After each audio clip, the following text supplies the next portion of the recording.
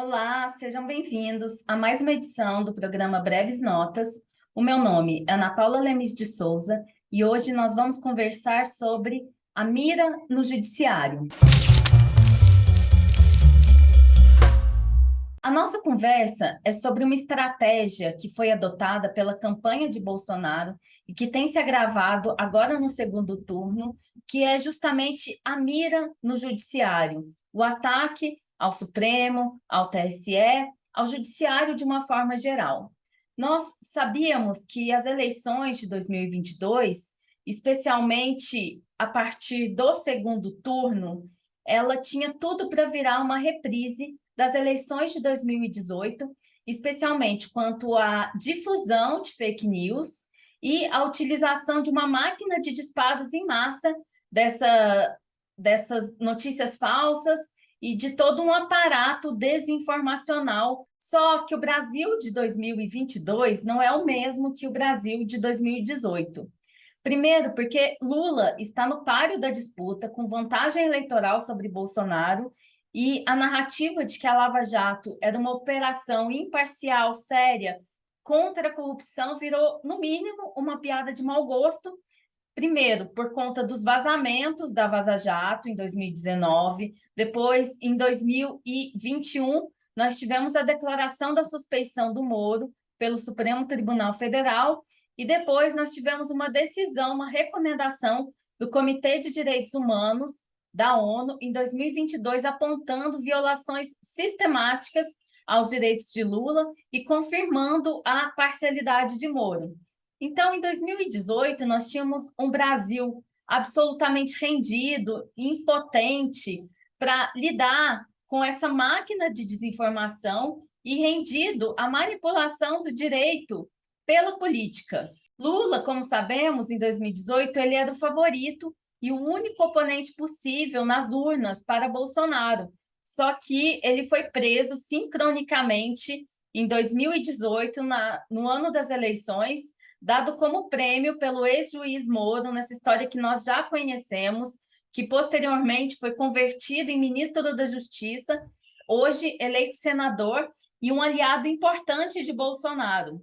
A confirmação recente desse uso estratégico do direito para alcançar fins políticos, de tirar Lula das disputas nas eleições presidenciais de 2018, foi justamente a reaproximação de Moro e Bolsonaro, e lembrando que Moro deixou o governo Bolsonaro em abril de 2020, acusando Bolsonaro de interferência na Polícia Federal para blindagem da família e também de aliados corruptos. E Moro fez várias declarações, chamando Bolsonaro de corrupto, de incompetente, dentre várias outras coisas que as pessoas resgataram agora com essa reaproximação estratégica, mais uma vez tendo foco a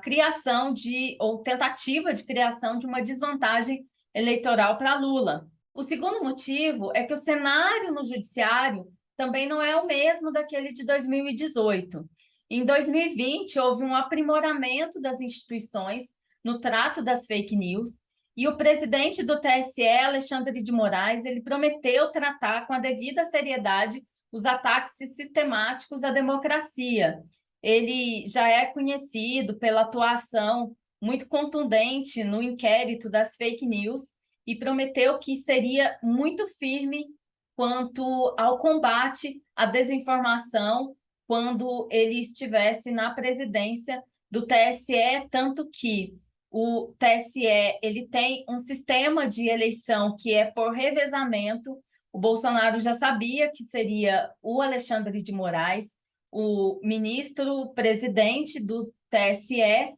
durante essa corrida pela reeleição, e passou a atacar, como já sabemos, sistematicamente o Alexandre de Moraes em diversas ocasiões, justamente com esse interesse de criar uma certa cisma, uma certa sensação de que o Supremo ele tem muito poder e que ele está sendo atacado, que ele está sendo perseguido e que estão querendo prestigiar e favorecer o Lula. Uma outra questão é que, diante desse cenário que se desenha no TSE e da desvantagem do Bolsonaro na disputa do segundo turno das eleições, ele passou a mirar justamente no órgão que é incumbido de combater as fake news, já que as fake news elas estavam, digamos, no coração da campanha bolsonarista. Então, digamos que Bolsonaro ele duplicou as apostas nessa reta final das eleições e passou a utilizar a sua máquina propagandista para descredibilizar o TSE, gerando uma percepção nas pessoas de que haveria uma censura em favor de Lula. Nós temos, em apenas um dia, a Jovem Pan inventando ter sido censurada. Ela fez essa invenção por meio de uma diretiva do seu próprio corpo de advogados, uma coisa bizarríssima, sendo que, na verdade, o que o TSE tinha feito era conceder em 3 processos os devidos e já conhecidos direitos de resposta que visam equilibrar o pleito eleitoral diante da divulgação por meio da Jovem Pan de conteúdos sabidamente inverídicos. Então, houve um acatamento do pedido judicial da coligação Brasil da Esperança contra o grupo da Rádio Pan-Americana, da qual a Jovem Pan é filiada, e houve uma aplicação dos dispositivos do Código Eleitoral que proíbem a conduta de espalhar notícias fraudulentas e mentirosas. Não houve uma censura como eles tentaram espalhar, mas sim uma estipulação de multas, uma definição do direito de resposta, que é um direito que está previsto em vários dispositivos normativos, inclusive é um direito previsto já há bastante tempo dentro do nosso corpo normativo. E essa mentira ela escalou de tal maneira que eles colocaram um homem na gravação da Jovem Pan, fingindo que era um censor, que é o funcionário responsável pela censura da Jovem Pan. E isso foi escalando de tal forma que o próprio TSE teve que vir no portal que eles criaram para apuração de fake news e falar, olha, é fake news que estamos censurando a Jovem Pan, apenas concedemos em 3 pleitos da coligação Brasil da Esperança o direito de resposta. E é claro, né, isso tudo faz parte de um plano estratégico do Bolsonaro que, como o nosso vídeo sugere, o título do nosso vídeo é a mira no judiciário, que é atacar as instituições que são responsáveis por combater as fake news. Em paralelo a esse evento da Jovem Pan, nós tivemos também o pastor bolsonarista André Valadão inventando uma decisão, Conselho Federal de Medicina também inventando supostas decisões do Tribunal Eleitoral que tiveram que ser desmentidas pelo TSE. E a minha reflexão aqui é baseada no chamado paradoxo da tolerância do Karl Popper, no sentido de que uma tolerância ilimitada ela leva ao próprio desaparecimento da tolerância. A pergunta que nós devemos fazer é até que ponto devemos tolerar os intolerantes? Por isso que é um paradoxo. E a minha pergunta aqui é até que ponto nós devemos tolerar essa suposta liberdade de expressão quando ela está calcada em uma difusão fraudulenta de fake news? Digamos que a liberdade de expressão, ela não pode, ela não deve tolerar a liberdade de expressão ilimitada, porque essa suposta liberdade de expressão, ela passa a ser utilizada para infringir, ofender, incentivar a violência e ataques às liberdades individuais.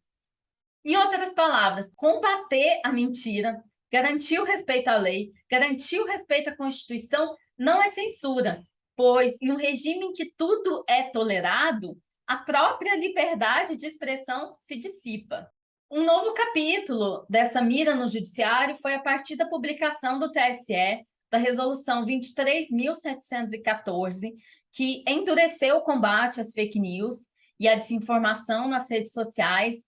na semana que antecede o segundo turno das eleições. A resolução ela funcionou como um prato cheio para o bolsonarismo, que, através de uma distorção sistemática do próprio texto da resolução, passou a utilizá-la como uma muleta para sustentar que existia uma possível censura por parte do Poder Judiciário. E essa narrativa ela se alastrou de tal forma que gerou um editorial lamentável do New York Times. Esse jornal estadunidense publicou, em 21 de outubro de 2022, um encampamento da narrativa bolsonarista de que a resolução ela dava amplos poderes para o Alexandre de Moraes e que o Alexandre de Moraes seria aquele que poderia controlar o que poderia ser dito online no Brasil. Enfim, uma distorção vergonhosa do texto da resolução, porque, na verdade, essa resolução ela permite que a Suprema Corte ela haja de ofício em casos de conteúdos idênticos sobre os quais ela já tenha se pronunciado. O que acontecia era que, anteriormente, esses conteúdos eles eram replicados em diversos portais e a coligação tinha que acionar em vários processos para que fosse retirado. Então, quando o conteúdo é idêntico, após o devido processo legal envolvendo as partes interessadas e respeitando os ditames das leis que regem as eleições e igualdade de condições, aí sim, após a corte se pronunciar de que aquele conteúdo é fake news, de que o conteúdo ele é desinformativo, aí sim ela pode utilizar outros URLs, outros endereços eletrônicos e mandar a retirada. É claro que, após a publicação dessa resolução, o Bolsonaro viu que isso colocaria em xeque as estratégias eleitorais, que, como eu disse, tem como cerne a disseminação de fake news, e pediu para que o Procurador-Geral da República, o Augusto Aras, ele ingressasse com uma DI no STF, pedindo cautelarmente a suspensão da norma e depois a declaração da inconstitucionalidade. Essa ADI ela caiu na relatoria de Fachin e no dia 22 de outubro, Fachin ele indeferiu esse pedido cautelar. Ele entendeu que a resolução ela reafirma o já existente poder de polícia por parte dos tribunais e que também, quando existe uma eleição, que exista uma influência abusiva por parte do poder econômico interessado na desinformação, essa eleição não pode ser considerada nem livre, nem democrática, nem normal, nem legítima. E essa decisão do Fachin, ela foi confirmada também no pleno, e diante dessa situação, o Bolsonaro, mais uma vez, agora resolveu triplicar a aposta, que já era bastante alta, e aprofundar o conflito com o judiciário. E aí que chegamos ao penúltimo capítulo dessa mira no judiciário, e é quando o preço ele sai caro demais. Nós tivemos o Roberto Jefferson protagonizando esses novos capítulos. Ele se candidatou a Marte, ele ofereceu seu corpo para as eleições, para a reeleição de Bolsonaro. Ele estava preso desde 2021 e ele é famoso já por ataques sistemáticos a ministros do Supremo. Enfim, ele era o personagem perfeito dessa demanda, que era o foco de descredibilizar o Supremo e construir uma narrativa de um autoritarismo extremo por parte do Poder Judiciário. O Jefferson, então, ele não figurava, como o Bolsonaro publicou, em um inquérito sem o MP. Ele é réu em uma ação penal da Procuradoria-Geral da República, e nessa ação ele tinha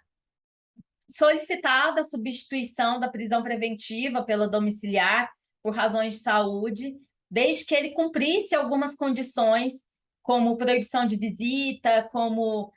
publicação de vídeo em redes sociais ou por meio de pessoas interpostas, que foi o caso que ele utilizou a rede social da filha, e essas medidas elas vinham sendo reiteradamente descumpridas. Foi nesse contexto, então, de sucessivos descumprimentos por parte de Roberto Jefferson, que ele publicou um vídeo com ofensas gravíssimas e misóginas contra a ministra Carmen Lúcia. Ele, não vou nem replicar aqui nada do que ele disse, porque são coisas horríveis,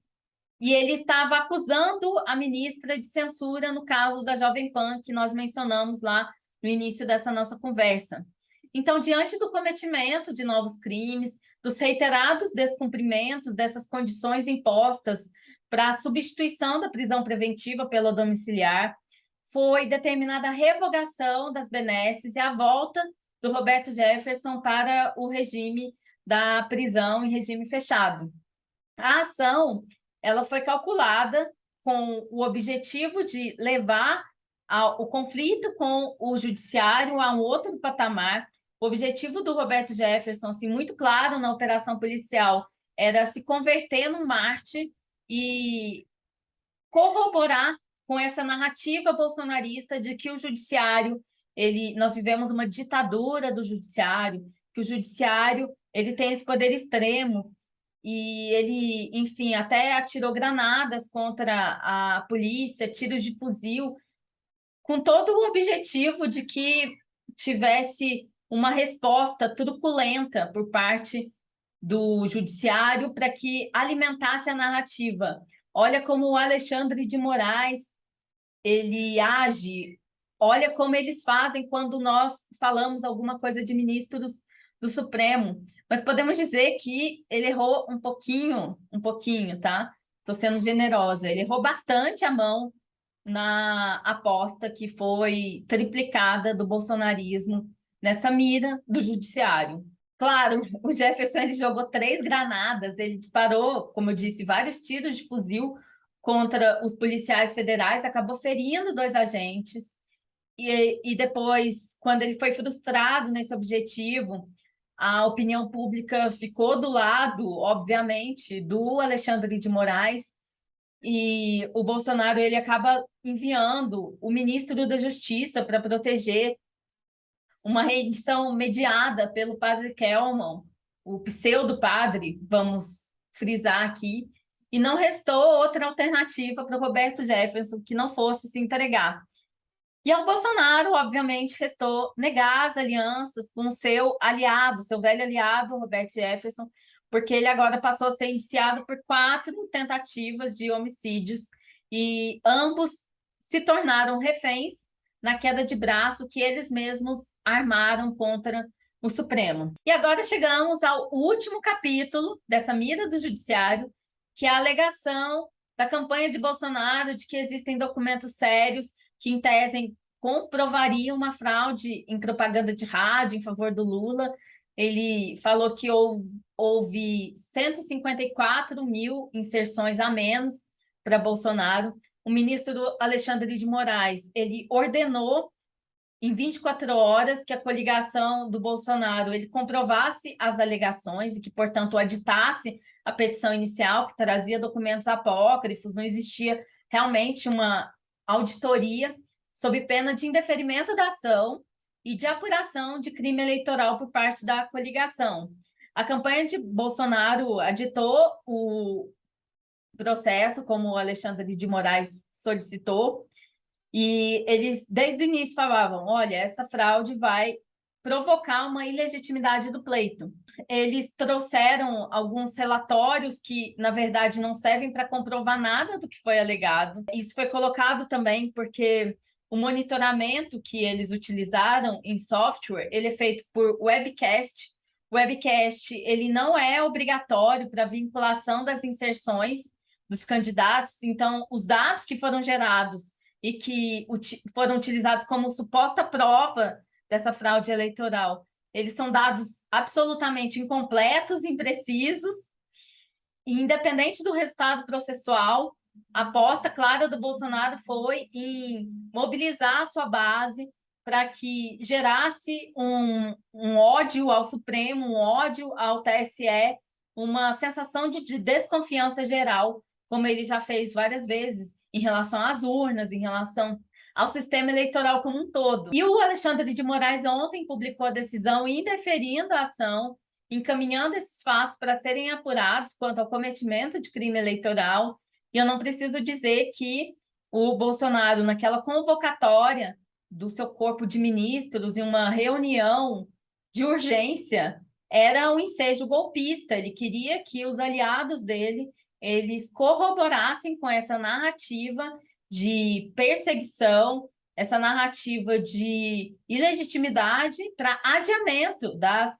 das eleições, que ele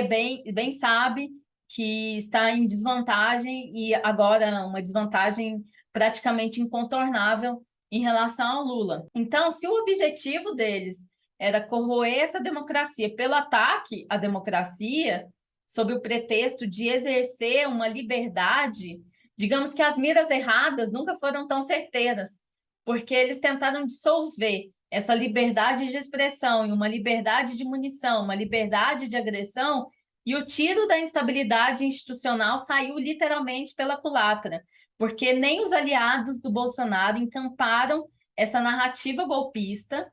que se utiliza do direito e de uma reclamação eleitoral para fins de desestabilizar as instituições e gerar todo um pânico em relação ao resultado. Narrativa essa que sabemos é encampada por setores da mídia, que já tem alianças antigas com Bolsonaro, enfim, muito alerta, porque a mira no judiciário, a mira no TSE nunca foi ocasional.